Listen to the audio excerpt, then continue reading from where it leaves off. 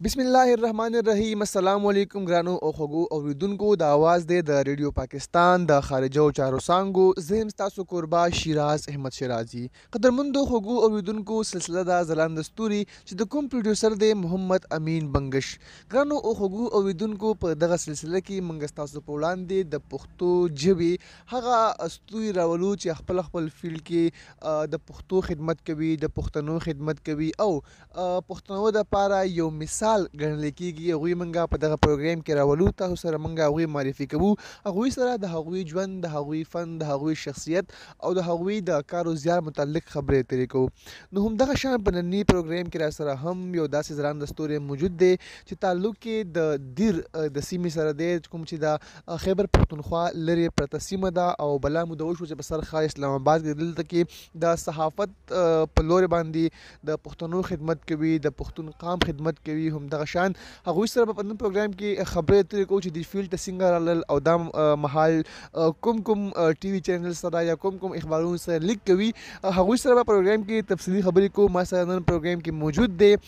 افتخار الدین. السلام علیکم افتخار. وعلیکم السلام. افتخار، ډېر زیاته مننه چې موږ له ټایم راکو، ریډیو پاکستان له ټایم راکو. سټارټ به واله ما ستا د بچپن نه. دا ته ووایي چې افتخار بچپن کې څنګه و، چې کوم ابتدایي تعلیم دی هغه د کوم ځای نه حاصل کړی دی او دا مهال څه کاغذیار کوي؟ شیراز صاحب، د ټولو نه اول خو زه د دیر یم او د دیر کې د تحصیل شرنګل سره تعلق ساتم او بس ابتدایي تعلیم خو مې د خپل کلي نه شروع کړې وه. بیا دغه شانتې کې لږ بهر راووتلم، خو کله د اف ایس سی نه مخکې ټول تعلیم ما په خپل تحصیل کې کړی دی او د اف ایس سی نه پس بیا اعلی تعلیم دپاره اسلام آباد انتخاب مې وکړو. افتخار، دا ته ووایي چې هر سټوډنټ چې کوم وي هغوی بچپن کې شوق وي زه به ډاکټر جوړېږم، زه به انجینر جوړېږم. آیا ستاسو هم دغه شان شوق و بچپن کې؟ زما دا پن خوښ دی، په خوښه ورته راغلی ما او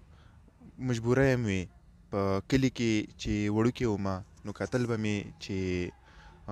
د میډیا نه زمونږ علاقه ډېره لرې پرته وه او تا ته پته ده چې نن سبا د میډیا دور دی. نو زه چې کله وړوکی وم نو اخوا دېخوا مې کتل نو زمونږ اواز چا نه پورته کوو.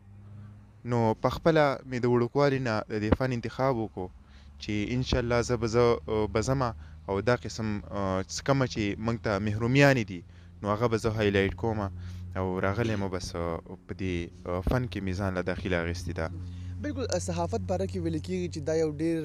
ګران کار دی، یو ډېر ګران فیلډ دی او ستا په شان چې کوم ینګ صحافیان وي هغوی ته په دې فیلډ کې ډېر زیات مشکلات راځي. تا ته اوسه پورې کوم مشکلات راغلي دي؟ ما ته خو ډېر مشکلات دي. له اوله کې چې زه کله ما دلته اډمیشن واخیست نو هغې کې هم ډېر مشکلات وو. بیا فایننشلي موږ د داسې دیهات سره تعلق ساتو چې فایننشلي به خامخا موږ ته مسلې نو د هغې مسلې راته راغلې وي. بیا وروستو زه چې کله فیلډ ته وتم نو په الکترونیک میډیا کې ما چې کله انټرنشپ کوه په هغې کې راته ډېرې مسلې وي ځکه چې زما پهچان نو او تاسو په خپله د دې فن سره تعلق ساتئ، تاسو په خپله دا شی په خپله فیل کولی شئ نو مسلې خو ډېرې وي. افتخار، تاسو څنګه خبرې وکړه ستاسو تعلق چې کوم دی هغه دیهات سره دی. د دیهات نه اسلام آباد ته راتلل ظاهره خبره ده چې یو ډېر غټ قدم پورته کول دي ځکه چې اسلام آباد لارې کوڅې موږ ته نوې میلاوي. موږ د اسلام آباد نه نابلده خلک یو. تاسو سرښار اسلام آباد ته راغلی، د کلي نه دې پورې سفر څنګه ستاسو تېر شو او دې سفر باندې رڼا واچوئ ستاسو ژوند چې کوم دی هغه څنګه په اسلام آباد کې چینج شو؟ زه چې کله اسلام آباد ته راتلم او د دې ځای انتخاب ما په خپل کلي کې وکړو نو په دې باندې زه خو ډېر زیات اکسایټډ وم چې لاړه به شم بس اسلام آباد دی مزې به وي چرچې به وي او لکه د دې فن سره مې شوق سات چې کومه دی نو دا بدیزي کې مسلو راته پته نه وه چې زه څنګه دلته راغلم. دا دلته مې داخله واخیسته نو د هغې نه وروسته د هاسټل چې کومه لایف دی که په دې باندې زه تاسو سره خبره وکړم نو لکه ډېر اوږدې خبرې دي خو زه به تا ته شارټ دا ویم چې لکه موږ ته په دې کې مسلې وي. موږ ته په انټرنل اسټلې چې کوم دي په دې کې موږ سره موږ دپاره به ځای نه نو موږ به آوټ پاتې کېدو نو دا هم ډېرې غټې مسلې وي. نو د هغې نه بعد چې کومه اوس خو زمونږ اخرنی بیچ دی نو الحمدلله هغه مسلې هر څه چې کومه دی اوس دومره پورې نشته. اسلام آباد باندې مین شو یار کبرجن شو پېښور ته نه راځي نه دا ته ووایي چې کله د اسلام آباد نه کلي ته لاړ شي نو چونکې ستا زندګي خو دا مهال په اسلام آباد کې تېرېږي کار و زیار د صحافت چې کوم دغه لړۍ دغه تا په اسلام آباد کې پیل کړې ده کله چې ته خپل کلي ته لاړ شې ستا د کلیوالو تا سره څنګه رویه وي ستا کلیواله په تا باندې کې څومره فخر محسوسوي چې زموږ د کلي نه یو داسې یو ماشوم تللی و چې هغه څه شی هم نو اوس هغه یو ډېر غټ صحافي دی د صحافت په دغه شعبه کې د هغه یو ډېر غټ نوم دی چې کوم ستاسو عزیزو اقارب دي ستا رشتهداران دي یا ستا کلیوال دي د هغوی تاسو سره تاثر څنګه وي؟ دا خو ښکاره خبره ده چې جانان فنایي نو عاشق پې میني نو زه چې کله دلته یم نو بیا کله یې میس کوم او چې په کلي کې یم نو بیا خو ښکاره خبره ده چې دا مې دویم کور دی نو دا زه یې میس کوم او که زه راته خپل ریلیټیوز په باره کې خبره وکړم زما چې کوم کلیوال دي په هغې باره کې ته خبره وکړم زما چې کوم د علاقې خلک دي د هغې باره کې خبره ته وکړم نو هغه زما دا فن ټول هغوی م خوښوي نو دا ده چې هغو ما سره په دې لحاظ باندې ډېره زیاته ماته مینه راکوي او د اوورال خبره خو به درته نه کوم ځکه چې لکه دومره پورې چې زه څومره څوک پیژنم نو لکه داسې ښه ریسپانس یې د اوسه پورې راکړی دی. افتخار لکه موږ څنګه چې تاسو ما په سټارټ کې وویل زموږ د پښتون معاشرې یا د پښتون سوسایټۍ دا یو ډېره یو نیګیټیو اسپیکټ دی چې هغوی هر پیرنټس دا غواړي زما ماشوم چې کوم دی هغه ډاکټر شي یا هغه انجینیر شي چونکې تا ووایي چې زما د بچپن نه دې سایډ ته شوق و زما د بچپن نه د صحافت دغه شعبې سره شوق و جنون مې و پیشن مې و نو دا ته ووایي چې کور نه درته څه مسایل وکړه آیا ستا هم مور پلار دا غوښتل ته به ډاکټر جوړېږي یا ستا چې کوم کزنز دي ستا ریلیټیوز دي هغوی دا غوښتل که نه هغوی تا سره متفق و چې ته دې فیلډ ته لاړ شه؟ په دې خبره باندې تا چې ما ته کوم کوېسچن کړی دی په دې باندې به د ډېر تفصیلي بحث دی خو زه به تا ته شارټ دا ویم چې زما مور زما پلار په دې خبره باندې ما سره چېرته هم بحث نه دی کړی ما ته د بچپن نه فری هینډ راکړلې ما ته ویل چې په کوم سکول کې ته ایډمیشن کې په کوم کالج کې ته ایډمیشن کې په کوم یونیورسټۍ کې ته ایډمیشن کې نو لکه دا به ستا خپل چایس وي نو د هغو د سایډ نه ماته هېڅ کلم لکه داسې څه رکاوټ نه دی راغلی حالانکې زه سپورټ کلی ډېر یم په ډېرو دغه ټایم کې زه ډېر زیات سپورټ کلی یم اوس مې هم سپورټ کوي خو لکه داسې څه رکاوټ نه دی راغلی د اوسه پورې جانان مې لاړو اسماني شو اسمان چې ځمکې له راځي قیامت به وینه سټارټ کې اسلام آباد ته راغلی وي یو سټوډنټ په توګه باندې راغلی وي نن سبا یو ډېره غټه پرسنالټي یقیني خبره ده ستا چې کوم فینس دي هغوی به تاسو سره سیلفیانې هم وباسي تاسو سره به تصویران هم وباسي څه به درنه اټوګراف هم ولي دغه وخت کې ستا څه فیلینګ وي چې کله ستا فینس ته میلاو شي چې هغوی افتخار سره سیلفي وباسمه که زه دا خبره کومه نو دا به زه دروغ ویم چې داسې نه کیږي داسې په هر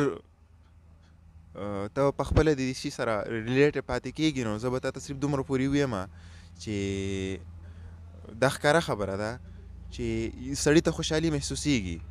خو زه چې کله شاته خپل هارډ ورک وګورم زه چې خپل محنت وګورم نو هغه ماله دا حوصله افزایي راکوي او ما په دې مطمئن کوي چې لکه دا څه غلطه خبره نه ده د کمپینس چې راځي زه د هغو نه دا لکه ما ته د خپل هغه محنت چې کوم فل دی نو هغه ما ته د هغو په سیله کې میلاویږي نو دې دغه کې هغوی زما فینس چې کله ما سره میلاویږي څومره پورې خلک چې زما خواله راځي ایز ا میډیا پرسن نو زه په دې باندې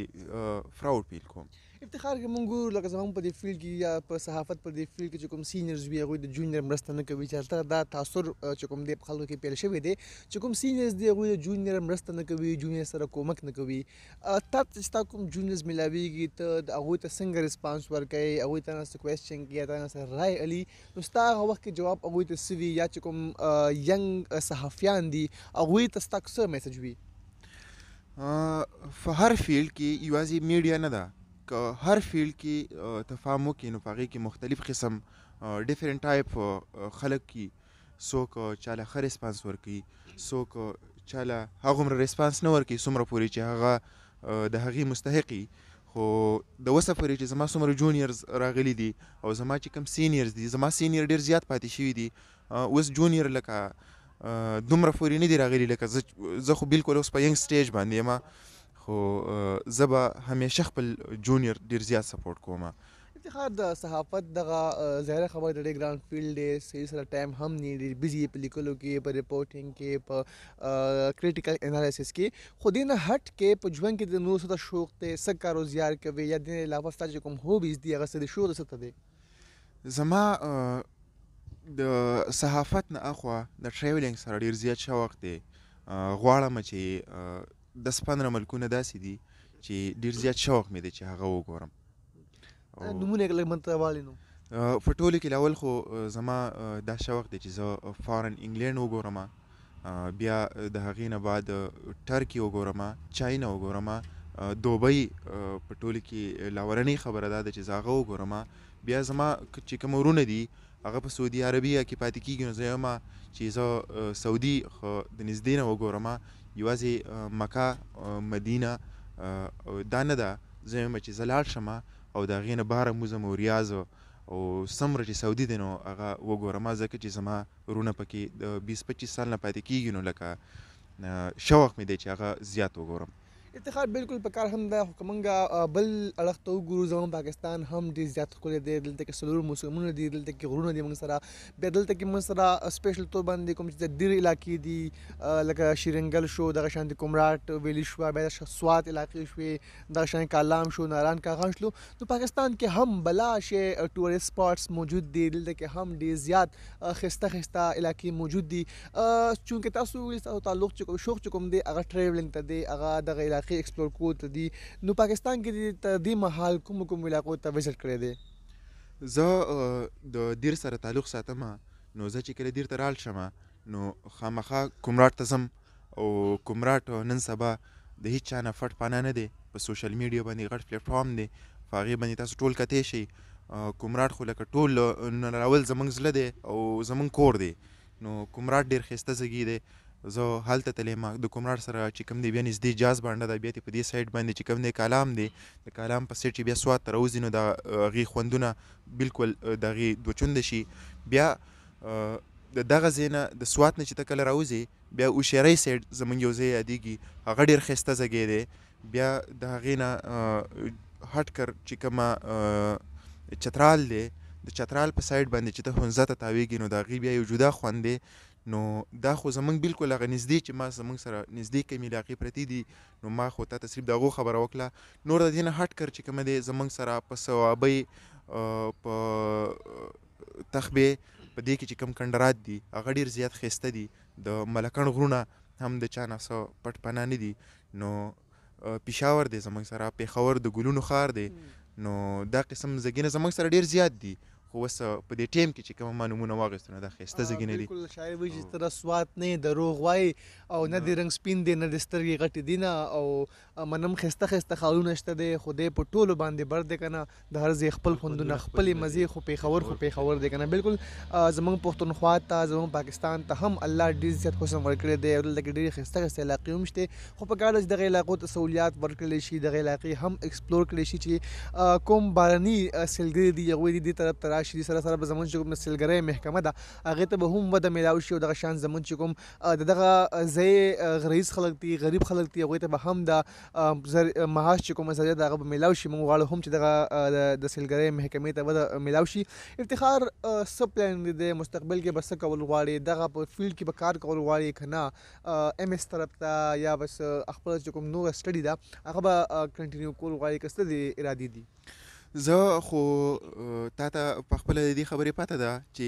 سړی څومره پورې جذباتي چې د خپل میډیا سره یا تعلق ساتي او د هغې نه یو سړی ډیګري واخلي، بیچلر بي ایس ډیګري ترې واخلي، نو د سړي خامخا د خواهش چې زه میډیا کې لږ ټایم تیر کړم. نو زما هم دغه شانته کې خواهش دی چې کال نیم زه په میډیا کې خپل ټایم تیر کړم او د هغې نه بعد زه خپل سټډي به خامخا کنټینیو ساتم، او انشاءالله اراده مې دا ده چې زه بار لاړ شم او د هغه ځای نه ایم ایس پی ایچ ډي د بار نه وکړم. الله دې وکړي چې تا خپل په نیک مقصدونو کې کامیاب شي، د دې ملک خدمت وکړي، د پښتني معاشرې خدمت وکړي، د پښتنو خدمت وکړي. افتخار غواړم چې تاسو سره نورې هم ډېرې بلا شي خبرې کوم، خو موږ سره وخت ډېر کم دی. په اخره کې به ځوان کول ته، ځوانانو ته، د پاکستان ځوانانو ته، د پښتونخوا ځوانانو ته، د پښتنې د سیمې ځوانانو ته، پښتنو ځوانانو ته به څه پیغام ورکول غواړي؟ زمونږ چې کومه پښتانه ځوانان دي او په دې ټایم کې دا پروګرام اوري، نو هغو ته زما صرف دا یو میسج دی چې مینه وکئ، ژوند وکئ او نور هم ژوند ته پرېږدئ او آباد اوسئ. بالکل جی، ستا د نازونو اداګانو لوګی، ستا د نری نری خندا به وشم، د ژوند نه ځکه مزې اخلمه چې زه تشوتل نه یم چې بیا به وشم. په کار هم ده چې ژوند نه مزې واخیستلی شي، ژوند چې کوم دی هغه انجوای کړی شي، په صحیح معنو باندې ژوند وکړلی شي، په خپله خندا سره خپل ژوند چې کوم دی هغه تیر کړلی شي، او نور خلک چې کوم دی هغوی هم خنداګانو ته، خندا کولو ته پرېښودلی شي، ځکه چې ژوند ډېر ښکلی دی او د ژوند خو څه ګارنټي هم نشته. نن به یو سبا به نه یو. قدرمندو خوږو اورېدونکو، دا وه زموږ نننۍ سلسله ځلانده ستوري چې کوم کې موږ سره میلمه وو د دیر د سیمې سره تعلق لرونکی ځوان صحافي افتخار، کوم سره چې موږ د هغه ژوند، د هغه فن، د هغه شخصیت په اړه خبرې اترې وکړي. امید ده چې دا پروګرام به ستاسو خوښ شوی وي. په راروان پروګرام کې به یو نوې سلسلې سره ستاسو په خدمت کې یو ځلې بیا حاضرېږو. تر هغې پورې خپل کوربه شیراز احمد شیرازي له اجازت ورکړئ. چېرته چې ښاد اوسئ، اباد اوسئ، بریالي اوسئ. په لوی الله مو سپارم. د لوی الله په امان.